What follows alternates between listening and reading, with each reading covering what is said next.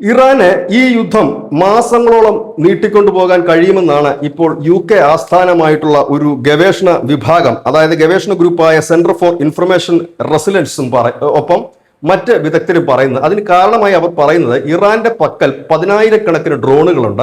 ഈ ഡ്രോണുകളെ കുറിച്ച് പല രാജ്യങ്ങൾക്കും അജ്ഞതയാണ്. കാരണം ഈ ഡ്രോണുകളുടെ എണ്ണം ആർക്കും അറിയില്ല. മിസൈലിന്റെ ഒക്കെ എണ്ണമൊക്കെ പല രാജ്യങ്ങളും അതിന്റെ കണക്കൊക്കെ പുറത്തുവിടുന്നുണ്ടെങ്കിലും എത്ര ഡ്രോൺ ഉണ്ടെന്ന് അറിയില്ല. ഒരു മാസം 10,000 ഡ്രോൺ ഉണ്ടാക്കാനുള്ള സാങ്കേതിക വിദ്യയും സൗകര്യവും ഇറാനുണ്ട്. അതിന് പ്രത്യേകിച്ച് ഫാക്ടറിയോ ഇല്ലെങ്കിൽ മറ്റു സ്ഥാപനങ്ങളോ അടിസ്ഥാനമാക്കിയല്ല അവിടെ ഡ്രോൺ നിർമ്മാണം. ഒരു കുടിൽ വ്യവസായം പോലൊക്കെ ഡ്രോണുകൾ അവിടെ നിർമ്മിക്കുന്നുണ്ട്.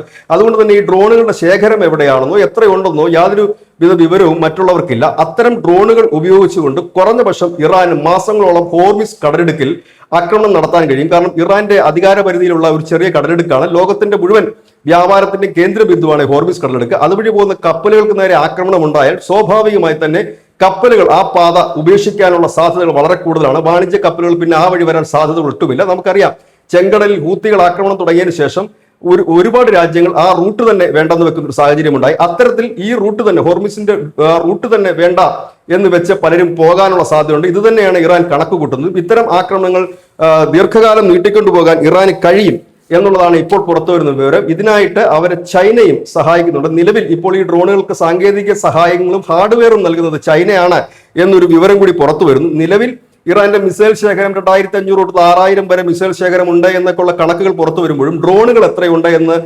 യാതൊരുവിധ കണക്കുകളുമില്ല.